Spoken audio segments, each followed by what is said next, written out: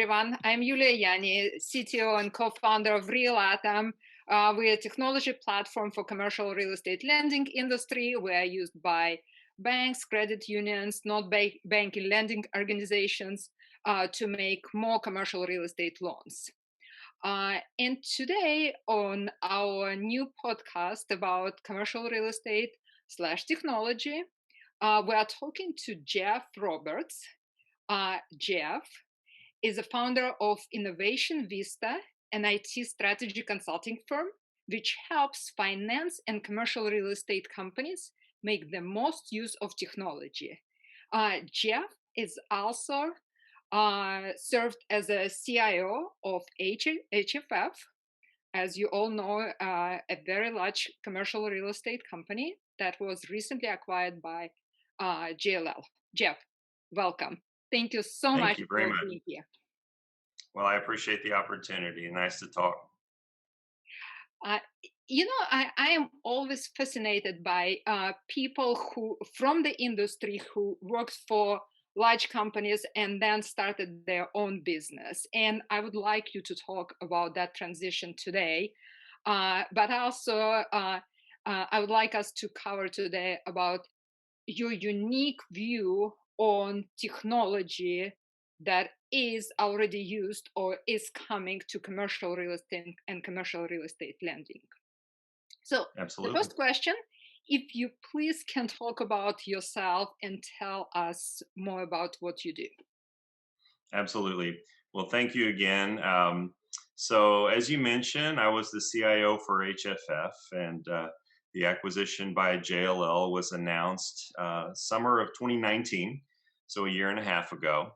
I made the decision at that point. I helped them finish the transition and onboard our technology into the JLL Capital Markets Group.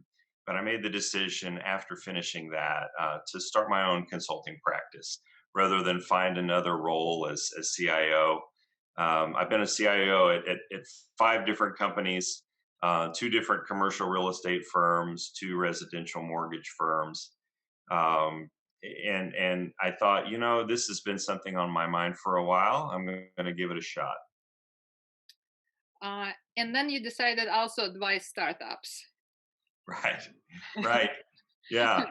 Because we were very lucky to get you as an advisor to RealAtom. Well, I feel the same. It was perfect timing for me, and just coming out of that environment, I definitely had some perspective on how the brokerages operate.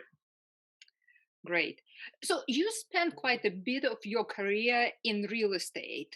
What drew you to it? That's a good question. So I actually began in oil and gas as a programmer, and with ups and downs in that industry, I found an opportunity to move into finance and real estate. And I realized very quickly that the impact that technology could have in that space was significantly larger and more strategic. So it just the nature of these industries. In some places, it's all about physical equipment and operations and so forth. Technology can help; it can bring some efficiencies, but in finance and real estate and brokerage in particular, it's all about information. It really is. The value proposition of so many of these companies is understanding markets, understanding counterparties, connecting dots, and bringing people together for transactions. And so the fit for technology to really move the needle in that industry is just huge. Don't tell me that you work for Enron. You said you No, started. I never did. I interviewed with Enron. I do live in Houston. I think everyone in Houston interviewed with them at one point, but yeah, I avoided it. Good for you. Yes, Can you talk about challenges of being CIO in a large commercial real estate organization? sure, absolutely. I think, first of all, I would say being a CIO is challenging in any organization. But there are unique challenges in commercial real estate for sure. Uh, the first of which really is the wide variety of different groups and lines of business. It's significantly different what people do in property management, um, uh, basically asset services and on property kinds of functions versus brokerage for tenant representation, landlord rep, and capital markets. The difference in what those days look like, what your customers are doing, what they need from technology is huge. At HFF specifically, that was a capital markets focused organization. And I think the challenges really there are the nature of that business. It really is transactional. They're, the brokers are by their nature hunters. And so their focus is not on tools. It's not on internal systems, point and click interfaces, etc. It's outward. It's thinking about markets and counterparties and where to find the next deal. So there's some challenges that come with that in trying to find the right solution that you get enough bandwidth and insights from them to understand what would really help, and then you'd build it in a way where despite the wide variety of how brokers operate, you can build something that actually helps them. Interesting. And how is your perspective different now when you're running your own consulting practice versus when you actually were a CIO at a large organization? Yeah, it's a great question. So as a CIO, one of my biggest challenges was building excitement for change. One of the things that I always tried to bring to the role is innovation, really thinking of ways that IT could move the needle. So, really beyond efficiency, thinking about market share, revenue. I tried to get ideas and to get people in leadership to believe that technology really could help us win more business. That was, there just very few firms operate that way and have that experience. So that was always very challenging. What's interesting as a consultant is that I'm still trying to make that sales pitch, but the people I'm engaging with, by the nature of engaging with me, they've already bought into that idea. They already believe, yes, it can matter, and that's the reason that they're doing business with me. I am very small. It's myself and a couple of support people and subcontractors that I bring in for projects. But what's unique is my focus on really using technology to drive top line. So it's in some ways similar. In some ways, it's a little easier because my partners already believe. So basically, when you manage a large organization within a large organization, you still had to sell your ideas to the people who were running the organization, right? Absolutely, absolutely right.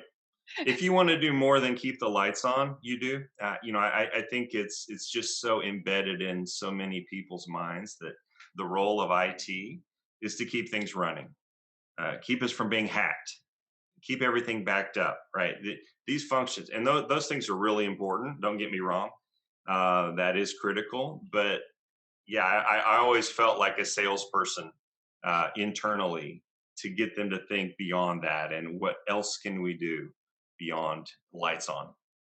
And especially considering the industry we are in, where people still operate very often with the status quo, emails, spreadsheets, and they make a lot of money, what is great. Yes. But I think because of that, it's hard for them to see the changes that are coming. But you actually being in that environment as a CIO, you see those changes and you want those people to know, but it's hard to change that mentality. It is. Yeah, it's very hard to change the mentality of someone who's making a lot of money. That's a great insight you had there because that success can make people very comfortable.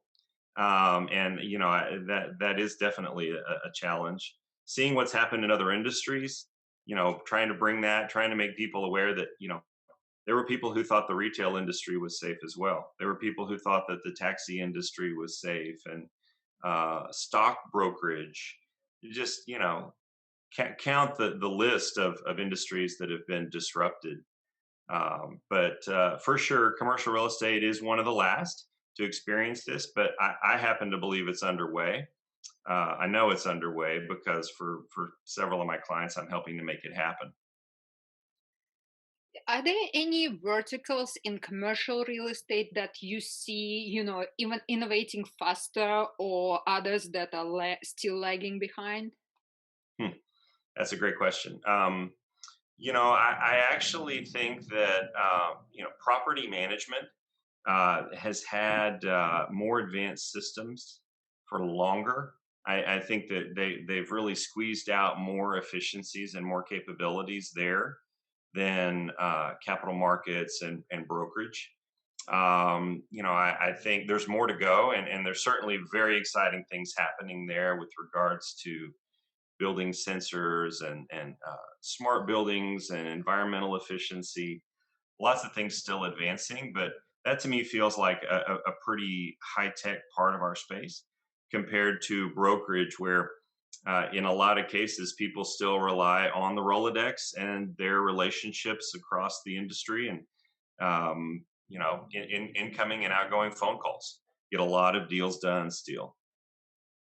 Do you think pandemics time has affected that space as well? And I mean, I see people using more and more virtual tools, or a virtual document signing. What do you see? Definitely. I think it starts there. That's sort of the lower level. How do we communicate? But I actually see it's beginning to have an impact on. I sort of see it as people's comfort level with technology and their awareness of what's possible. I think is has just been turbocharged. And for many years, a lot of us in IT in this industry tried to get people to adopt video conferencing. A lot of us bought, desktop cameras for our users and our clients and our counterparties, and we really struggled to get uptake of that technology. Now it's an absolute requirement, and with so many states with quarantine rules, etc. I think that's helping because then when you think about, well, what else could systems do? And, rather than talking about something, could I just get a report out of a system that confirms it for me? Is that a better use of my time? I think people are thinking more broadly now since the pandemic, for sure. Interesting. Uh, and now let's talk about commercial real estate finance, because it is an industry within the industry, and it's very large. I think we have like 3.5 trillion in commercial loans outstanding. Of course, not as large as residential, but still uh, Hmm. very large industry. What kind of trends do you see in that space, if Yeah, it's any? no, it's changing. It's very much changing, and I think that also that segment is in line with what we just talked about. First of all, so this idea that you don't have to get on a plane when you can't get on a plane, you can still get work done. That's definitely changing things. As opposed to investment sales and other capital markets functions, the finance side is really it is huge to your point in terms of dollars worldwide and everywhere you look. But in terms of the number of players in that market, it's actually among the smallest. Certainly smaller than tenant rep and property management, even sales. There, depending on where you are on the spectrum, there are a large number of entities that buy and sell commercial properties, much larger than the number that will lend against commercial properties. And so I think the finance side, in some ways, is slower to adopt technology because of that. It's a little bit of a club. It's a little bit of a tight circle that people know each other, and that idea that relationships are really what make the world go round.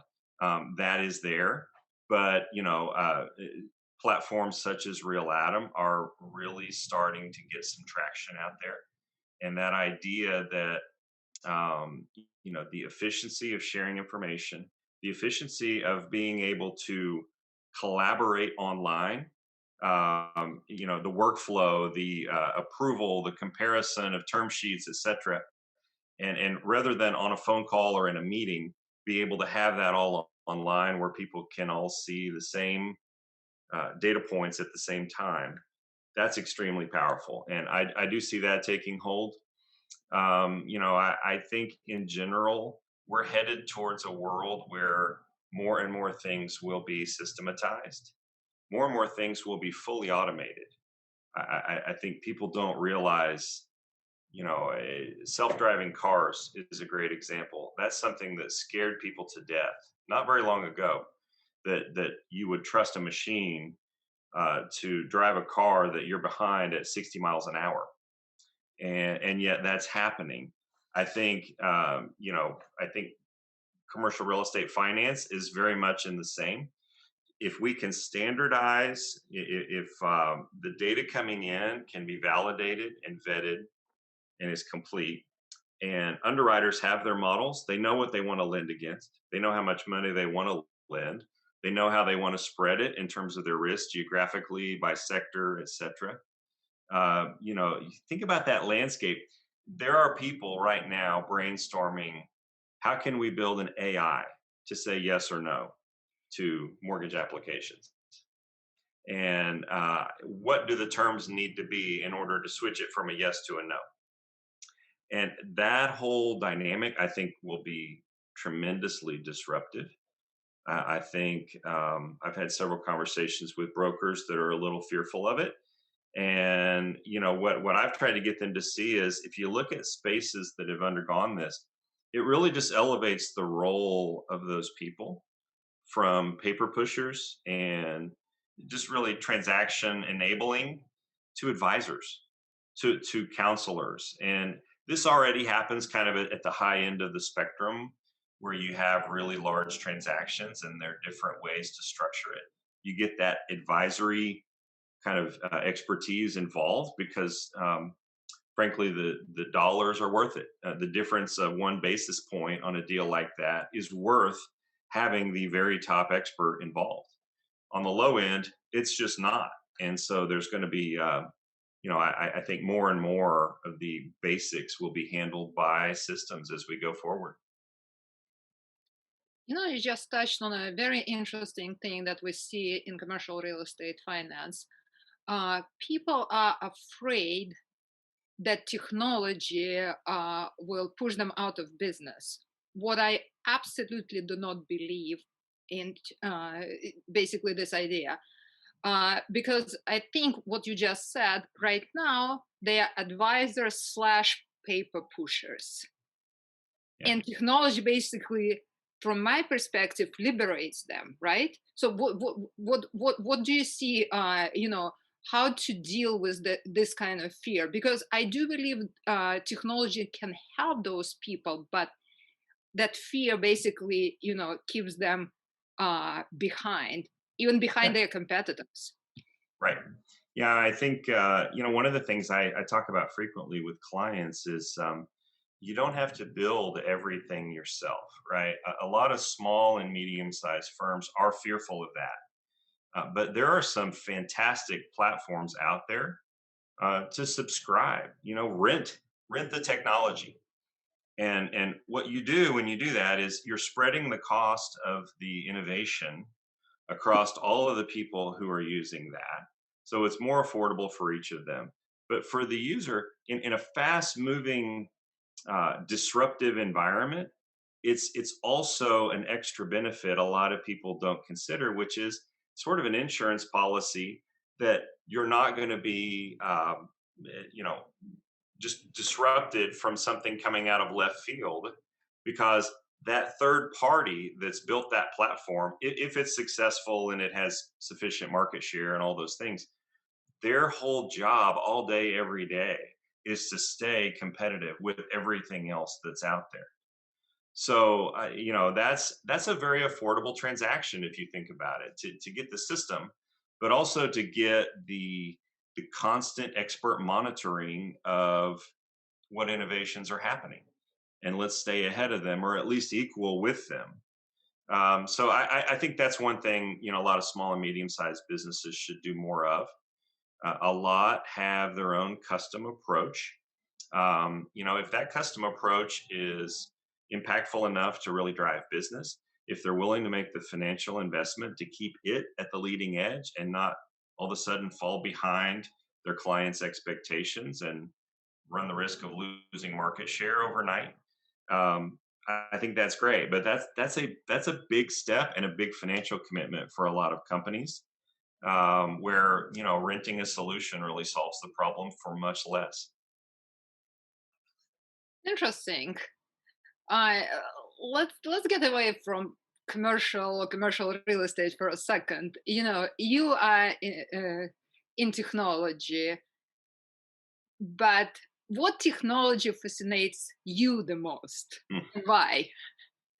That's a great question. I love the whole space. I mean, I have known since I was 13 years old what I wanted to do for a living. I got one of these little, very junior computers for Christmas when I was 13, and I was just enamored and fascinated with the idea. And I just knew, they're going to get more powerful. They're going to do more and more and more, and I want to be part of that.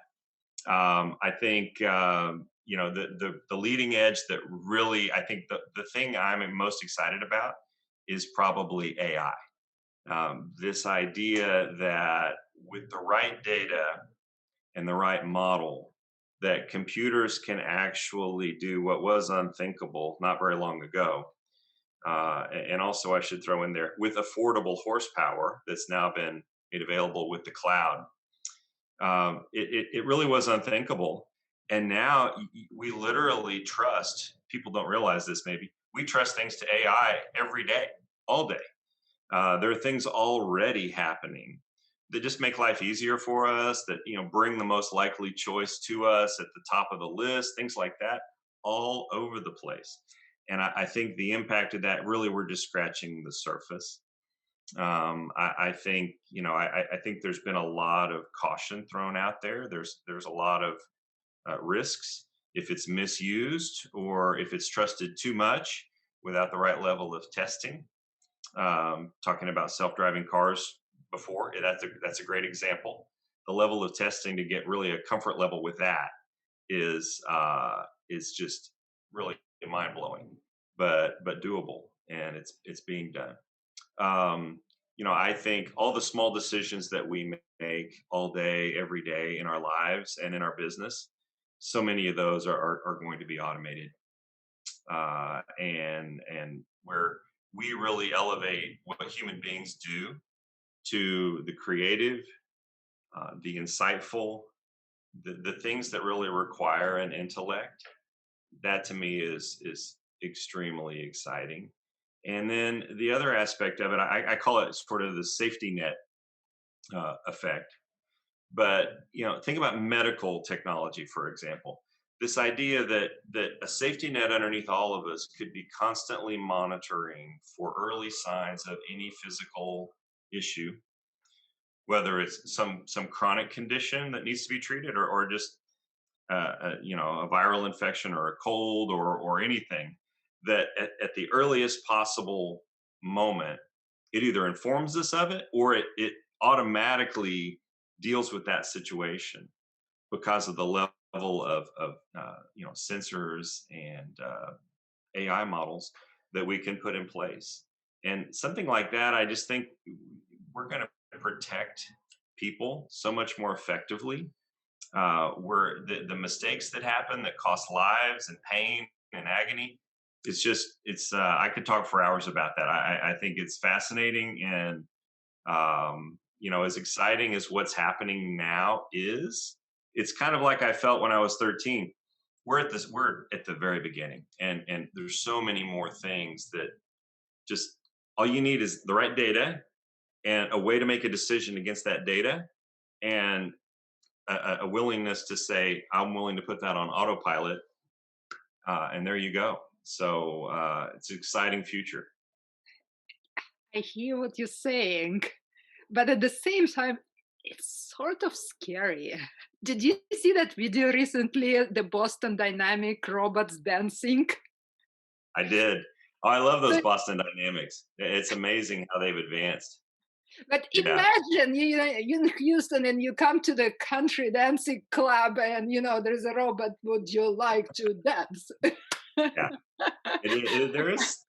It's scary. We're going to have to get used to things much more quickly than we are used to. Society had a long time to get used to the idea of the car and the airplane and technologies like that. We've got to get used to very quickly coming to grips with new change. So we'll see. We'll see if we can do it as human beings. um, Thank you. So, two more questions and we are done. Okay. The first one, um, what are you currently reading? Reading. Um, I'm reading actually a fascinating book about the social changes that have been really sweeping the country for the last several years. It's called The Madness of Crowds. Um, Murray, I think, is the author. Somebody Murray. But fantastic book, very very insightful. It's honestly, I had trouble kind of understanding and putting a mental framework on what is happening in society. Where are we headed towards with these changes that have come in recently? Where all of a sudden you have this enormous swing of from a small minority to a huge majority of people believe a certain thing very strongly. Um, Everything about social justice and rights and what qualifies as marriage, and there's this long list of things, and the swings are quick. It's just like we were just talking about. We need to get used to change at a much quicker pace. Uh, Social change is just like that as well. So the Madness of Crowds, really really interesting book. I recommend that. I think he does a fantastic job of just giving us a way to think about what's happening. Thank you for the recommendation. I will definitely look into it. And the last question was the last question. Let's get back to commercial real estate for a second. What would you wish commercial real estate technology leaders across all size of companies did differently today? Hmm. Commercial real estate technology leaders. Or what would you recommend to them to do differently? Yeah, yeah. One mistake that I see, and I call it a mistake. I think it's understandable, um, but I do see it a lot, and that is that the interaction with the business in commercial real estate is different. There is less engagement. It is uh, it's harder to get time with business leadership, particularly in some of the segments of commercial real estate that, like we talked about, brokerage, where they're going after the next deal and the next deal. That can be very challenging to get their insights, to get their input. If you work at a bank, it's not that hard to get an appointment with an executive that heads up a division to say, we'd like to get some meetings scheduled to get your insights and the right people in your group to help us design some new system.